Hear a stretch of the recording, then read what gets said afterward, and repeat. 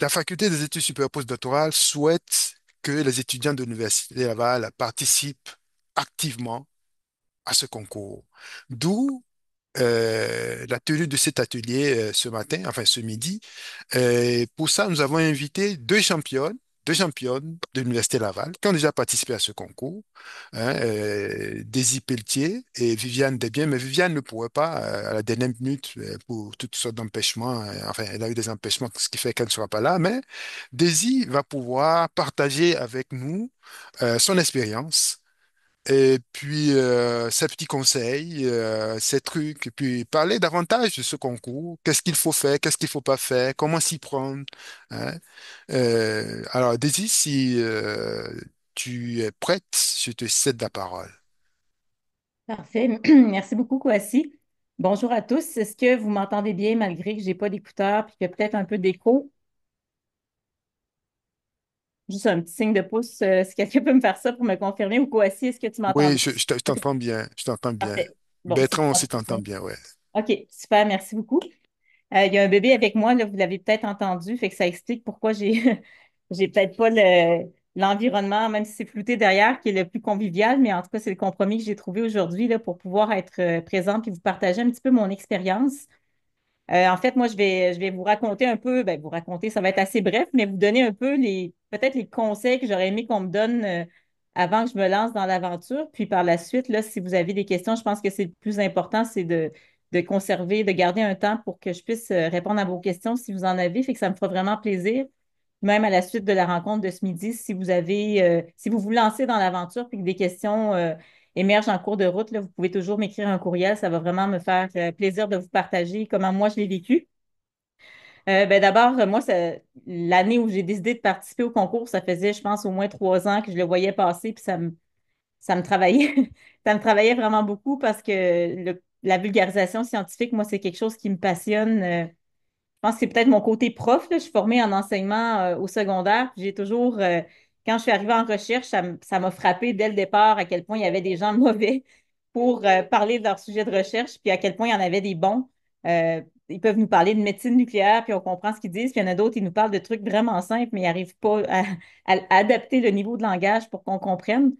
Donc, Storyteller, c'est un petit peu ça. C'est un concours de vulgarisation. Puis je dirais plus que de la vulgarisation, c'est un concours qui vise à faire la promotion des projets de recherche financés par le CRSH. Puis avec ça, je pense, le CRSH veut un petit peu frapper un coup de circuit pour montrer, ben voici à quoi servent les fonds, notre argent, quand on finance des projets. Puis voici jusqu'où les projets peuvent aller. C'est-à-dire qu'on veut montrer l'impact que les projets financés ont dans la vie des gens. Fait qu'il faut vraiment, il y a différents niveaux de vulgarisation, je dirais, scientifique, c'est-à-dire qu'on peut vulgariser un projet pour qu'il soit accessible à par exemple, à des collègues qui ne sont pas spécialistes dans notre sujet de recherche. Mais Storyteller, c'est vraiment le degré de vulgarisation grand public qui est le défi. C'est une coche au-dessus, je dirais, de vulgarisation parce que quand vous, justement, dans les parties de Noël à venir, ma tante Monique va vous demander sur quoi vous travaillez. Vous allez voir que vous allez peut-être pédaler un petit peu parce que ma tante Monique, elle n'a pas les mêmes référents que vous. Puis, il faut trouver c'est ça, le langage adéquat puis la façon d'expliquer ce sur quoi on travaille dans un vocabulaire qui est accessible. Euh, une chose que vous savez peut-être, puis que moi, il a fallu que je m'approprie au départ, là, donc, avant de vous lancer dans l'aventure, de bien prendre le temps de vous assurer que vous êtes admissible. Entre autres, il faut avoir, c'est peut-être le côté un petit peu élitiste du concours, mais il faut déjà avoir un projet qui est financé par le CRSH pour pouvoir participer.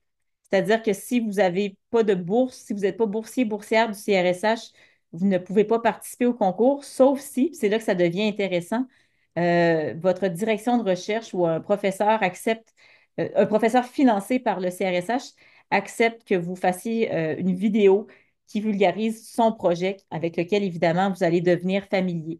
Donc, il y a peut-être cette option de rechange-là. Si vous dites, par exemple, ben, moi, je suis en début de parcours, mettons, au début de parcours au doctorat, je suis en train de faire les demandes de bourse justement pour le CRSH, mais j'en ai pas encore obtenu, puis le concours m'interpelle. Mais peut-être si votre direction de recherche a un projet financé par le CRSH, ça pourrait être un bon compromis. Sinon, pour toute autre question d'admissibilité, là, je pense que c'est la première chose qu'il faut un petit peu déboulonner. Si vous n'êtes pas certain d'être admissible, écrivez à l'adresse Storytellers. parce que ça peut être le fun de faire valider des trucs là, avant d'investir des dizaines, pour ne pas dire, ça peut aller au-delà de ça, d'heures en préparation. Moi, j'ai écrit à quelques reprises, là, les filles, c'est les mêmes qu'à l'époque, répondent rapidement aux questions. Puis un exemple de question que moi j'avais posée, c'était est-ce que je suis admissible pour participer au concours si mes fonds du CRSH, moi j'avais obtenu une bourse, puis la bourse était écoulée. C'est-à-dire que mon projet n'est pas terminé. Je suis encore étudiante à temps complet. Je pense en fait que j'étais peut-être même à temps partiel, mais j'avais plus de bourse. Je recevais plus de versement du CRSH. Puis on m'avait dit oui parce que tu représentes encore un projet qui a été financé par le CRSH et tu es étudiante. Fait que c'est juste un exemple de question à laquelle on a pu me répondre quand j'ai écrit un courriel, mais en lisant les règlements, je n'aurais pas pu être certaine de ça. Euh, je parle beaucoup, là, j'ai encore des choses à vous dire, mais est-ce que pour l'instant, il y a des questions à la lumière de ce que je viens de dire ou sinon je fais juste enchaîner, puis après ça, je vous laisse la parole. Ça va pour l'instant. En tout cas, Dominique ou quoi. Si vous voyez des mains levées que je ne vois pas, faites-moi signe. Puis sinon, je vais enchaîner puis je vais laisser un moment à la suite de mon témoignage là, pour les questions. Tu peux Euh, enchaîner, tu peux enchaîner. Parfait. Les petites choses que moi, je trouve importantes avant de se lancer dans l'aventure, ben, il y a, au-delà de l'admissibilité dont je viens de glisser un mot, il y aurait visionner la galerie des gagnants des années antérieures parce que c'est vraiment documenté. Il y a tout un archivage là, des vidéos qui ont été reconnues gagnants dans les années précédentes. Il y en a vraiment beaucoup. Visionnez-les pas tous, mais je pense que c'est la base pour avoir une idée un petit peu du calibre euh, des gagnants, puis de voir ben, où vous vous situez là-dedans. Vous allez voir il y a des vidéos aussi, il y a une grande variété de vidéos. Il y a des gens qui fonctionnent avec des vidéos plus du type journalistique. Il y en a d'autres qui font des vidéos, je ne sais pas exactement comment ça s'appelle, mais c'est du cartoon, là. C'est une espèce de dessin animé justement qui prend vie dans une vidéo. Fait que c'est de voir avec quoi vous vous sentez à l'aise ou quel genre de défi vous vous sentez prêt à relever. Pour ma part, le cartoon, je ne connaissais pas, puis je ne sais même pas en fait comment on fait ça. Fait que je suis allée avec plus des segments vidéo captés avec un appareil, puis j'ai fait du montage à partir de ça. Mais bref, de regarder un peu le calibre des gagnants, ça va vous donner une idée de est-ce que oui, je pense pouvoir faire un truc qui est dans ce calibre-là. C'est pas nécessairement dans les meilleures vidéos parce qu'on s'entend qu'il y en a qui sont difficiles à côté. Mais des fois, on dit, OK, ça, je pense que je peux faire un truc comme ça. Puis à partir de ce moment-là où vous pensez avoir le goût de vous embarquer dans l'aventure, ben, c'est de voir justement le type de production, de réfléchir au type de production que vous envisagez. Donc, plus du type cartoon ou du type, on va dire, vidéo journalistique. Je vois qu'il y a une main qui est levée. Je vais laisser la parole avant de poursuivre. Le concours est offert et lancé par le CRSH, le Conseil de recherche en sciences humaines et sociales. Puis le CRSH, justement, c'est un organisme fédéral qui distribue des bourses à la fois aux chercheurs et aux étudiants. Puis l'objectif du concours, c'est un peu d'offrir pardon, une fenêtre ou une vitrine sur les projets qui sont financés. Fait que c'est la raison pour laquelle ils veulent que ce soit des étudiants qui sont boursiers de cet organisme-là qui soumettent leurs projets parce qu'ils veulent montrer, ben voici les fonds du CRSH, à quoi ils servent. Puis si ce n'est pas votre cas, c'est-à-dire si vous n'êtes pas boursier du CRSH, vous avez quand même l'opportunité de participer au concours, mais il faut alors représenter un projet subventionné par exemple, votre direction de recherche. Je ne sais pas quelle est votre direction, puis si elle mène un projet qui est subventionné par le CRSH, mais si c'est le cas, cette année, ou peut-être des fois c'est une question d'année, ça pourrait être l'an prochain également, vous êtes admissible au concours à condition que vous représentiez son projet bien sûr en ayant pris entente avec la personne. Donc, je poursuis. Avant de se lancer dans l'aventure, visionner la galerie des grands gagnants, puis réfléchir, c'est ça, est-ce qu'on prétend pouvoir accoter ce calibre-là? C'est un petit peu un pari qu'on fait parce que des fois, on pense que oui, puis finalement non. Puis des fois, on pense que non, puis finalement oui. Fait que c'est la beauté de cette histoire-là, c'est de voir si on a envie de relever le défi. Ensuite, considérer les enjeux éthiques. Moi, mon projet, justement, c'est sûrement votre cas aussi, a été réalisé à partir d'humains. Fait que déjà en partant, j'avais dans ma tête, moi, toute une scénographie à la Xavier Dolan qui était incroyable, mais je me disais, c'est dire ça avec humour, mais j'ai pas de drone. On n'a pas tous les mêmes moyens. Donc oui, dans la galerie des gagnants, il y a vraiment des étudiants qui ont accès à un drone puis ils ont capté des images incroyables. Mais des fois, il faut faire le deuil de certaines captations qui sont juste impossibles. Donc, j'ai pas de drone, d'une part, puis d'autre part, je savais que ce serait très complexe de m'immiscer dans une classe. Moi, j'avais en tête des images là, que j'aurais pu capter dans les écoles, dans les cours d'école, avec tous les enjeux de consentement. C'est super compliqué. Puis je ne vous mentirai pas, juste un instant, je vais prendre le bébé. Je vous mentirai pas si je vous disais que quand on écrit aux directions pour avoir leur autorisation pour entrer dans les écoles puis capter des images, ben souvent ils ont d'autres chats à fouetter. C'est pas leur première priorité. Fait que je connais pas la nature de vos projets, mais juste d'avoir en tête ces enjeux-là puis de voir, ben c'est ça, à défaut d'aller dans les écoles, dans les lieux qui sont plus sensibles sur le plan du consentement, est-ce que vous avez quand même accès ou en tête certains segments vidéo que vous pourriez capter sans avoir à faire 29 démarches, puis vous décourager en cours de route. L'autre chose à laquelle je vous recommande de réfléchir avant de vous lancer dans l'aventure, c'est peut-être faire des petits tests sur le plan matériel parce que moi, j'ai capté la plupart de mes images là, avec mon appareil cellulaire, qui est un iPhone, pas dernier cri, mais un iPhone des dernières années. Puis j'en avais capté à l'horizontale puis à la verticale, puis ça a vraiment posé problème au moment du montage parce que les images qui avaient été captées avec l'appareil à la verticale donnaient deux bandes noires à gauche et à droite. Puis pour que les bandes disparaissent, il a fallu que je fasse, en fait, que j'utilise une petite voie de contournement là, qui fait que c'est génial ce que ça donne visuellement, mais on perd un peu de précision dans la clarté des images. C'est d'ailleurs pour ça que dans mon vidéo, pour ceux qui l'ont visionné, là, il y a quand même une inégalité sur le plan de la qualité des images qui ont été captées. Fait que si vous êtes rendu à l'étape de vous lancer dans l'aventure, peut-être juste prendre une demi-journée là, en fait, pas une demi-journée, mais quelques heures pour capter des images avec votre appareil cellulaire ou avec ce que vous avez l'intention d'utiliser. Faire un petit montage juste pour le plaisir, puis voir comment ça se présente. Est-ce que les images sont à votre goût? Parce qu'une fois que les images sont captées, vous êtes un peu coincé avec, puis des fois, le temps nous manque pour tout recommencer. Fait que juste avant d'être trop loin de réfléchir à ces enjeux-là. Fait que j'en serais rendue au petit conseil. Là, j'étais avant de se lancer dans l'aventure. Maintenant, pendant l'aventure, avant qu'elle plus loin, est-ce qu'il y a des gens qui aimeraient intervenir?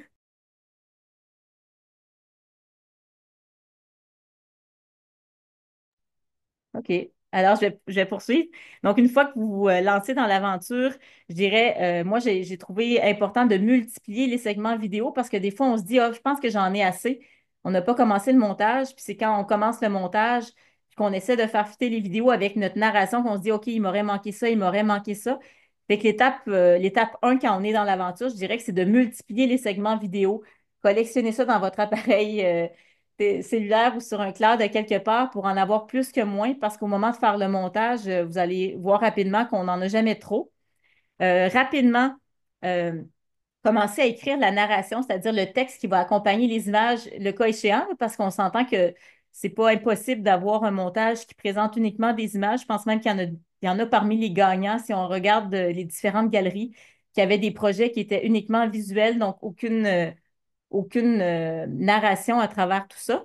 Mais si vous avez l'intention d'avoir de la narration, mais peut-être penser à votre texte de 3 minutes, puis voir justement à travers le texte, ben, est-ce qu'il y a des images qui raconteraient bien le texte ou est-ce que dans votre collection de segments vidéo, vous avez tout le nécessaire pour donner vie un peu à votre vidéo? Puis pour ce qui est de la narration, ça c'est vraiment un petit conseil entre nous, mais moi j'avais essayé différentes choses. Évidemment, je n'ai pas accès à un studio professionnel. Si c'est votre cas, ce serait peut-être la meilleure option. Mais j'ai enregistré ma narration à partir de l'option dictaphone de mon appareil cellulaire. Puis j'avais pas d'écouteur, j'avais pas de micro. J'ai installé mon appareil devant moi, puis c'est ce que j'ai trouvé de meilleur dans tout ce que j'ai testé. On veut assurément pas que ça sonne comme le service au volant chez McDonald's quand on enregistre notre truc. Fait que peut-être ça aussi, quand je vous disais de faire des petits tests, peut-être l'essayer pour voir si ça produit quelque chose de bien avec votre appareil, juste pour avoir en partant en tête un peu quelles sont vos ressources, vos moyens. Puis s'il vous manque quelque chose, qu'est-ce que vous pouvez faire pour pas que ça génère des surprises quand il va être minuit moins 5, puis vous allez être en train de faire votre montage là, avant de soumettre le projet si vous vous lancez dans l'aventure. Euh, Fait que vite comme ça, c'est ce qui ferait le tour. Moi, j'avais questionné quand j'ai été déclarée gagnante, j'avais questionné le CRSH par curiosité pour savoir combien de vidéos avaient été soumises. Puis, si je me souviens bien, mon année avait eu 20 vidéos gagnants. C'est ça, 20 je pense. 20 ou 25. 20. Si je ne me trompe pas, c'est 20 ou sinon c'est 25, je m'excuse, sur à peu près 200 vidéos. Fait eux, ils disaient, il y a beaucoup de vidéos. Moi, au contraire, je m'attendais à ce que ce soit un plus grand bassin de vidéos qui soit acheminé au CRSH. Fait que juste pour vous dire que c'est quand même des chances de gagner qui sont là quand on peut produire quelque chose qui est de qualité. Puis, peut-être la dernière chose, ensuite, je vais écouter vos questions, mais moi, j'ai soumis mon vidéo une première année. Puis j'ai pas fait partie des gagnants. Puis quand j'avais regardé la galerie des gagnants, je m'étais dit, je crois que j'étais vraiment, sans prétention, je pense que j'étais dans la course. Je pense que j'étais pas loin de faire partie des gagnants. Ça m'avait vraiment attristé un peu, mais l'année suivante, j'ai décidé je voyais dans les règlements qu'il n'y avait rien qui m'empêchait de resoumettre mon vidéo, surtout que je le trouvais quand même pas si mal. Je l'ai soumis de la même façon, le même vidéo avec aucun changement, puis j'ai gagné la deuxième année. Fait que ça revient à dire que ce que vous contrôlez, c'est ce que vous pouvez produire, mais vous ne contrôlez pas la compétition. Donc, il y a des années où le calibre peut être plus élevé. Mais si vous êtes en début de parcours ou même si vous êtes en fin de parcours, mais qu'il vous reste pour plus qu'une année aux études, ben, peut-être que vous pourrez soumettre votre projet plus d'une année si jamais vous ne remportez pas la première année. Parce que ça peut être intéressant de penser à un plan B. Quand on perd, qu'est-ce qu'on fait avec notre vidéo? Ça, c'est là-dessus que j'aimerais conclure, mais peut-être trouver déjà un sens à cette implication-là dans le concours si jamais votre projet n'est pas retenu parmi les grands gagnants, parce que je pense que ça va aider à donner un sens aux heures que vous aurez investies. Si ça peut être utile pour faire la diffusion de vos résultats, pour participer à un autre concours éventuellement, peut-être que ça peut être votre motivation.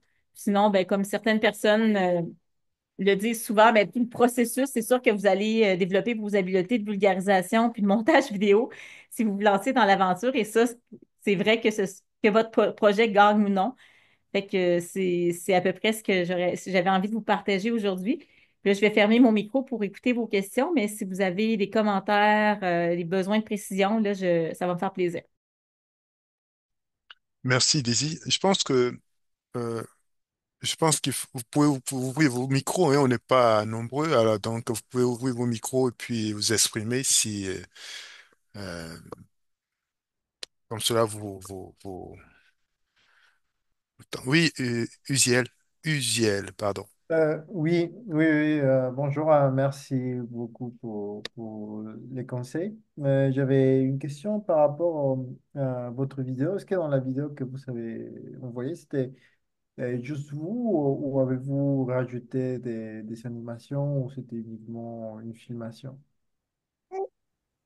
Je suis pas sûre de bien comprendre la question. Juste moi, est-ce que c'est moi qui ai fait le montage? Est-ce que c'est ça votre question? Non, hein? Ah, non, ma question c'est si c'était un enregistrement, disons, uniquement, vous vous filmez vous-même uniquement en train d'expliquer le projet ou vous avez fait avec votre montage des animations ou quelque chose de plus, comment dire, des schémas qui s'affichent ou quelque chose comme ça.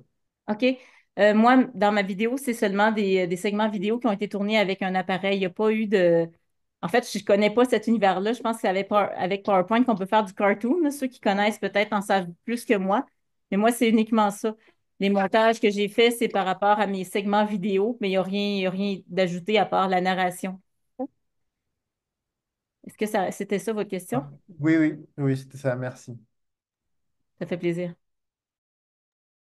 On a une question dans le clavardage des On se demande est-ce que le sujet doit se porter sur le sujet de recherche de l'étudiant ou l'étudiante? Est-ce qu'ils peuvent traiter d'autres choses? Et est-ce que c'est possible d'y participer même en étant en maîtrise professionnelle, s'il te plaît? Ben, pour le premier volet de la question, il faut que ce soit sur le sujet, le projet qui est financé, fait que soit le nôtre ou celui de notre direction, mais ça ne peut pas être autre chose. C'est ça. C'est sûr que votre projet financé, ça reste assez large, là. Vous êtes libre quand même de l'aborder de la façon dont vous voulez. Les gens du CRSH ne vont pas aller vérifier quel est votre métaux, puis si votre vidéo est vraiment cohérente avec votre métaux, dans le sens où c'est storytellers. Moi, je pense que pour le deuxième volet du concours, puis je ne vais pas m'étendre là-dessus parce que là, aujourd'hui, on parle du premier volet, mais moi, j'ai joué un peu la grande finale comme si je participais au concours, ma thèse en 180 secondes, et je pense que ça m'ennuie. Je l'ai fait pour respecter mon projet puis ma posture épistémologique, mais je pense que si j'avais un peu perverti, excusez-moi le mot, mais perverti mon projet pour le transformer en une genre d'histoire, J'aurais peut-être eu plus de chance, mais je ne l'ai pas fait. Puis en fait, si vous vous rendez jusqu'au deuxième volet du concours, vous m'écrirez un petit courriel pour qu'on puisse en discuter. Mais pour le premier volet, c'est ça, c'est important de respecter le sujet qui est financé, le vôtre ou celui de votre direction. Par contre, l'angle que vous utilisez pour le présenter vous appartient. L'important, c'est vraiment de montrer l'impact que ça a dans la vie des gens puis de susciter des émotions. Moi, je compare beaucoup ça à une publicité. Quand on écoute à la télévision des bonnes publicités, des fois qui suscitent la réaction, ben, ces publicités-là ont des caractéristiques communes qui sont souvent justement la capacité à faire réagir, à générer des émotions. Fait que c'est un petit peu ça qu'on doit avoir en tête là, quand on présente notre projet. Donc, comment montrer que votre projet sert à quelque chose, qu'il contribue, qu'il dérange. C'est tout ça. C'est le côté très, très, l'émotion dans la réception qui va être faite de votre vidéo. Puis pour ce qui est de la deuxième question par rapport à la maîtrise professionnelle, je vous avoue que ça, excusez-moi pour l'ambiance, ça fait longtemps que j'ai pas lu les règlements. C'est peut-être possible d'inférer la réponse à partir des règlements, mais je pense que ce que j'aurais envie de vous dire, c'est peut-être lire les règlements, puis si jamais c'est pas clair d'écrire à Storytellers, ils vont vous répondre rapidement pour ça, parce que je veux pas vous induire en erreur.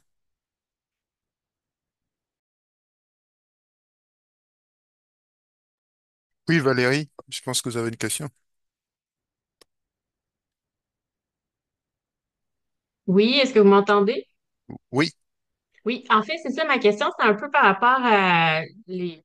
J'imagine, de ce que je comprends, c'est que vous avez utilisé surtout, en fait, exclusivement des images que vous avez produites vous-même, mais j'imagine que si on utilise certains logiciels ou autres, il y a peut-être éventuellement une question de droit d'auteur. Est-ce que c'est quand même assez précis là, sur le site du concours par rapport à si on utilise des images ou autres, Mais il me comment semble que bien.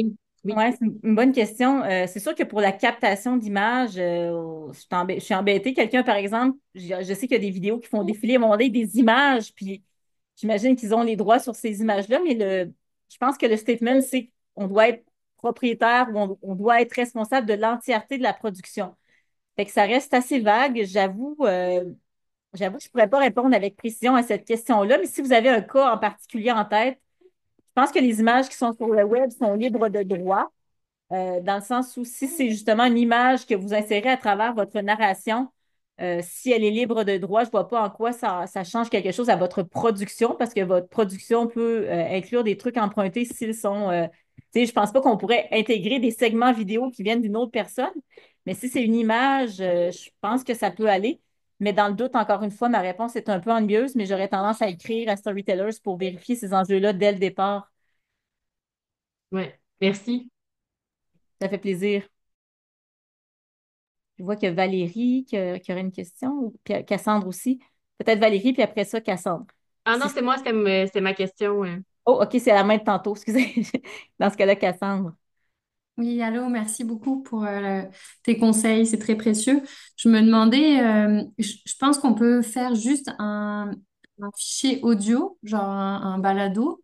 Est-ce que toi, tu aurais des conseils là-dessus? Est-ce que tu recommanderais vraiment d'avoir et le texte et l'image ou c'est sûr qu'on va le voir avec la galerie en regardant aussi ce Oui. qu'il y a pu Ben, gagner, mais- la question est excellente. Moi, j'aurais tendance à vous dissuader d'écrire un texte, puis pourtant, je veux dire, j'adore écrire. Moi, je pense que c'est une de mes forces. Mais le texte en 300 mots, perso, j'en ai jamais vu qui ont gagné. Est-ce que ça veut dire que c'est pas possible d'écrire un truc hyper percutant? Non, mais je pense que c'est juste qu'on combat pas à armes égales quand on fait ça avec quelqu'un qui a une vidéo, surtout si le but, c'est de susciter des émotions. Avec les mots, oui, on peut avoir le meilleur texte, la plus belle narration, mais c'est difficile. Fait que pour les textes, j'aurais tendance à dire, si vous le faites, je pense que vous partez avec moins de chance, mais je pourrais me tromper, puis cette année, il pourrait y avoir un des gagnants qui a fait un texte. Pour ce qui est du balado, c'est hyper original. J'avoue que dans mon année, il n'y en avait pas, mais ça ne veut pas dire que parce qu'il n'y en a pas, en plus, les balados sont vraiment en émergence, je dirais, depuis 2 ans. Fait que je trouve pas que c'est complètement fou parce que le volet originalité a beaucoup d'importance. Mais c'est ça, je regarderais la galerie, puis j'essaierais de me demander, est-ce que ça va susciter l'émotion? Parce que pour le premier volet du concours, c'est sûr que les images, tu sais, le jury, on n'est pas là, là.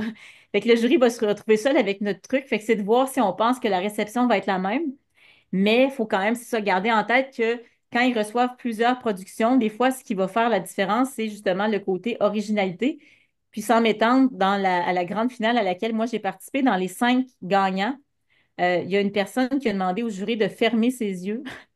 Puis pendant toute sa présentation, on entendait des chants d'oiseaux. Vous allez me dire, c'est bizarre quand on ne connaît pas son sujet, mais c'est sûr qu'elle a pas juste des chants d'oiseaux, mais c'est-à-dire il y avait des chants d'oiseaux, puis il y avait, à un moment donné, c'était des chevaux qui galopaient.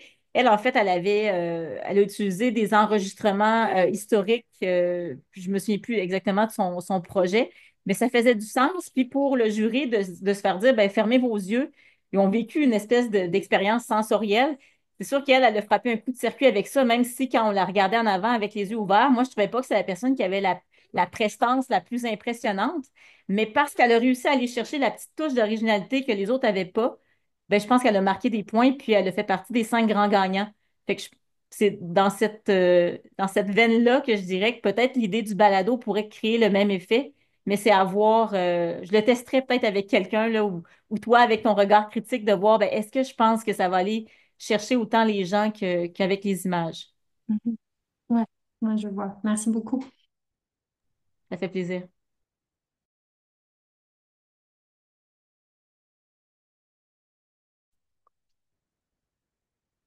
Mais j'aurais peut-être une autre question. Oui, Euh, tu as mentionné une dizaine d'heures de travail. Toi, est-ce que tu sais que ça prend beaucoup de temps, enfin, se lancer là-dedans, j'imagine, c'est pas à prendre à la légère. ouais, ben c'est ça. Moi, j'avoue que dans la vie, ce que les gens font en 10 heures, ça m'en prend 20. Quand les gens en mettent 20, j'en mets 40. J'avais eu de la difficulté, moi, à convaincre mon entourage. J'avais un autre jeune bébé à l'époque. Fait que j'avais essayé de convaincre tout le monde que c'était pas long. Mais c'est pas vrai.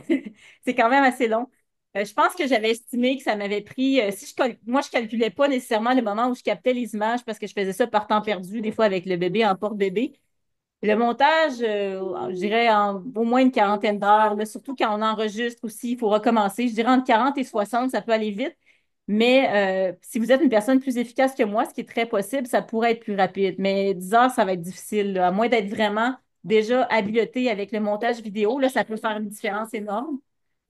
Mais il y a toujours d'autres défis qui se présentent sur le plan de la narration. Écrire le texte quand même pour que ça dure 3 minutes pile, c'est pas si simple. Merci, ça donne une bonne idée.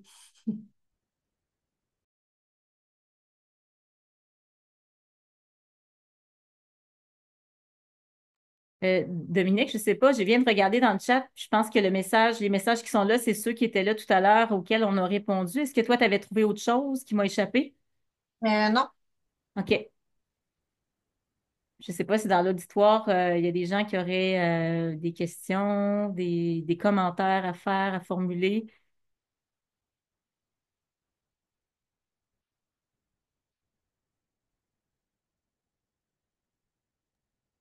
Uziel? on- Oui, oui, Oui. par rapport aux projets qui n'ont pas encore des résultats, qui sont encore dans la phase de recrutement de ça, est-ce que c'est toujours conseillable de se présenter quand même ou c'est mieux d'attendre d'avoir des résultats? Non, au contraire, moi, j'aurais même tendance à encourager ça parce que pour la vidéo, Euh, on est vraiment je pense qu'on met beaucoup l'accent sur, faudrait que je revoie là, les conseils, mais la pertinence sociale et scientifique de notre projet, alors même plus sociale, je dirais. Fait que c'est de voir, ben, voici le problème sur lequel je travaille, puis pourquoi c'est important que je travaille sur ce projet-là qui est financé. Fait qu'on est plus dans l'espèce de Mhm. pitch de vente de, ben, voici pourquoi je perds pas mon temps chaque jour quand je fais des études supérieures. Fait que c'est vraiment pas pénalisant, même que dans les vidéos, moi, je n'avais pas vraiment présenté mes résultats de recherche. Je commençais à en avoir, mais dans ma vidéo, je présente vraiment plus le problème, puis à la fin, c'est vraiment des questionnements un peu pour piquer la curiosité des gens. Je dis pas que c'est impossible de présenter des résultats si vous en avez, mais pour moi, c'est pas du tout un problème là, de ne pas en avoir. Je dirais que c'est peut-être plus pour la finale que ça peut être intéressant d'avoir des résultats, mais encore là, même si quand on n'en a pas, je pense qu'on peut toujours s'en sortir en mettant l'accent sur la pertinence sociale de travailler sur sur quoi on travaille. Ok, merci, merci. Ça fait plaisir.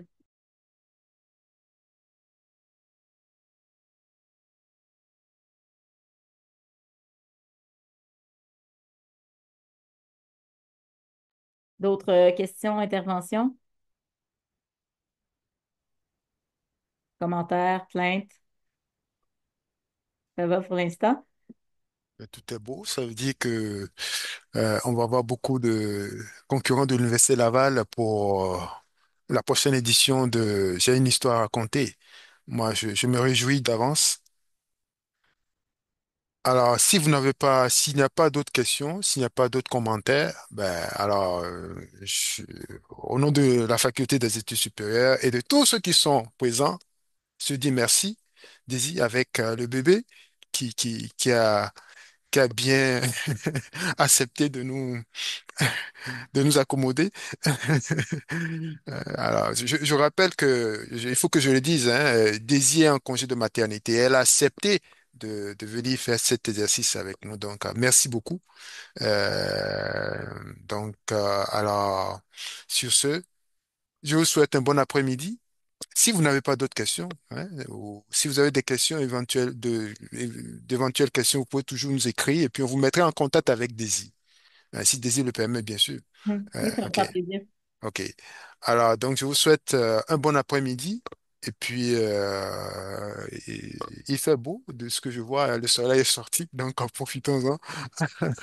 Et au plaisir de vous revoir dans un autre événement, une autre activité de la faculté. Portez-vous bien. Au revoir. Merci beaucoup. Plaisir, merci à vous.